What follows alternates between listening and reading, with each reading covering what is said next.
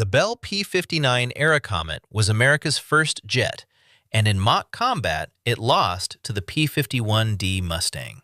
First flight, October 1942. The Army ran a comparative trial in late 1943, pitting the P-59A against a Lockheed P-38J Lightning and a P-51 Mustang. The Mustang outturned it, the Lightning outclimbed it, and the P-59A's twin General Electric 1A engines, copies of the British Whittle, gave it a top speed barely above 400 miles per hour. The P-51D was already doing 437. Bell built 66 airframes, including the YP-59A pre-production batch and the P-59A and P-59B production runs, and not a single one ever flew a combat mission. The Army Air Forces classified the program from the start, painted dummy propellers on parked airframes to fool observers, and quietly used the entire fleet as a jet familiarization trainer at Muroc. By 1945, the P-59 was already obsolete inside the country that built it. The Lockheed P-80 was flying, faster, cleaner, and the Airacomet was retired before the war it was meant to fight had even ended. 4 P-80As actually made it to Europe before the war ended. None of them fired a shot. Lockheed's Kelly Johnson designed the XP-80 around the British de Havilland Halford H-1B engine in 143 days. First flight, January 8, 1944, with the more powerful XP-80A following in June.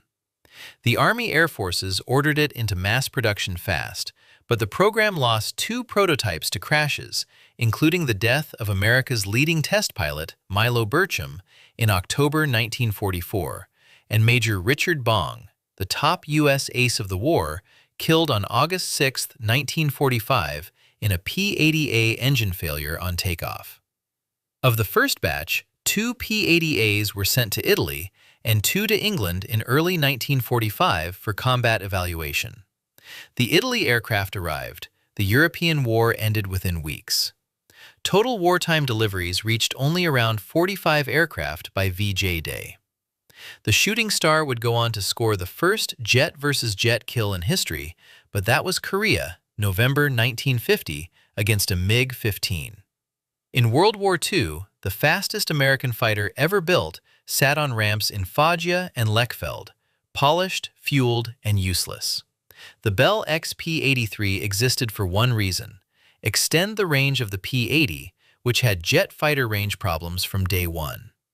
Bell took the basic Airacomet layout, scaled it up, stuffed in 1,150 gallons of internal fuel, and bolted on 2 General Electric J-33 engines. First flight, February 25, 1945. The aircraft hit roughly 522 miles per hour, slower than the P-80 it was supposed to replace as a long-range escort. The fuselage was bulky, the controls were heavy, and the second prototype was lost in a September 1946 in-flight fire that forced test pilot Chalmers Goodland to bail out. Only 2 XP-83s were ever built. The Army Air Forces canceled the program before it left flight test. The escort jet idea itself didn't die, it just moved on without Bell, eventually producing the F-84 and later the F-86. The XP-83 was the last fighter Bell ever got into the air for the U.S. military as a Bell design. After this, the company that built America's first jet was finished as a fighter manufacturer. The Ryan FR-1 Fireball had a piston engine in the nose and a jet engine in the tail. The Navy didn't trust early jets to operate from carriers. Fuel burn was too high, throttle response too slow, takeoff rolls too long. So in early 1943, they ordered a hybrid, a Wright R-1820 radial up front for carrier ops, a General Electric J-31 in the tail for combat speed. First flight, June 25, 1944. The Fireball reached 404 miles per hour on combined power, slower than a late-model F-4U Corsair on piston alone. Production aircraft started reaching Squadron VF-66 in March 1945. The unit was working up for combat deployment when Japan surrendered. Total production stopped at 66 airframes. The Fireball did make one piece of aviation history. On November 6, 1945, an FR-1 lost its piston engine on approach to USS Wake Island.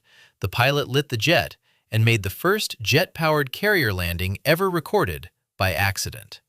The Navy retired the entire fleet by mid-1947. The hybrid concept died with it. The Curtiss XF-15C1 was the Navy's other hybrid, and it never even made it to a squadron. Same idea as the Fireball, a Pratt & Whitney R2800 radial in the nose, and Alice Chalmers J-36 jet in the tail. First flight, February 27, 1945, on piston power only because the jet wasn't ready. The first prototype crashed on May 8, 1945, killing test pilot Charles Brown. Curtiss built 3 airframes total. The surviving 2 were tested through 1946, but by then the Navy had already seen the Fireball underperform, and pure jets like the FH-1 Phantom were flying. The XF-15C1 topped out at 469 miles per hour. On paper, better than the Fireball, but Curtiss as a company was collapsing.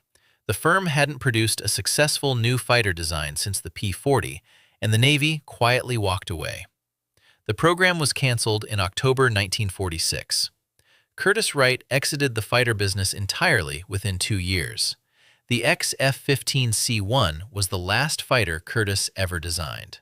The Consolidated Vultee XP-81 was built to escort B-29s all the way to Tokyo and back. The Army Air Forces wanted 2,500 miles of range, more than any single-engine jet could deliver in 1944.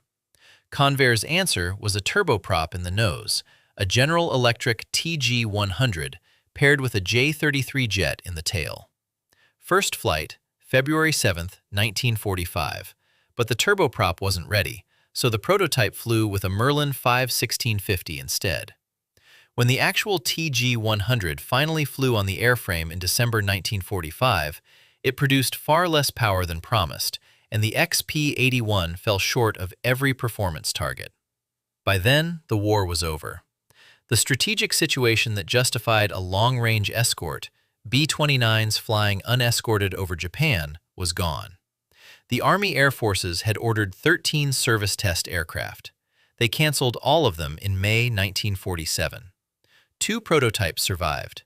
The XP-81 was the first American aircraft to fly with a turboprop engine, and the entire reason it existed disappeared before it could prove anything.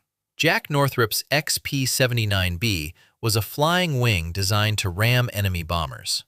The pilot lay prone, the leading edges were reinforced with magnesium plating, and the original concept called for the aircraft to slice through enemy aircraft in midair and survive.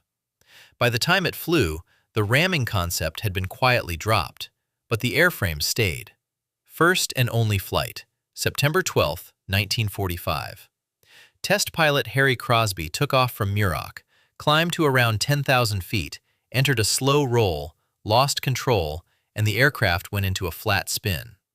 Crosby bailed out, but was struck by the rotating airframe and killed.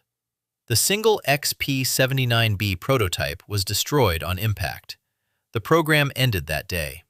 Northrop had spent over 2 years and significant resources on the concept, including the earlier rocket-powered MX-324 testbed. Nothing transferred forward. The flying ram was already obsolete the moment American escort fighters reached Berlin in 1944, and what killed the program in the end wasn't strategy. It was a 15-minute flight that proved the airframe couldn't be controlled. The McDonnell FH-1 Phantom worked. It flew, it landed on carriers, it was the first pure jet to do both, and that's exactly the problem. First flight, January 26, 1945, designated XFD-1 at the time. On July 21, 1946, an FH-1 became the first American jet to operate from a carrier, USS Franklin D. Roosevelt. The Navy ordered 100, then cut the order to 60. Production ended in 1948. By the time the Phantom reached Frontline Squadron VF-17A, the Grumman F-9F Panther and the McDonnell F-2H Banshee were already in development, both faster, both with longer range, both better armed. The FH-1 carried four 50-caliber machine guns, no cannon, and topped out at 479 miles per hour. It served as a fleet trainer and qualification platform, then moved to the Marine Corps, then to the reserves. Final retirement came in July 1954, just 9 years after first flight.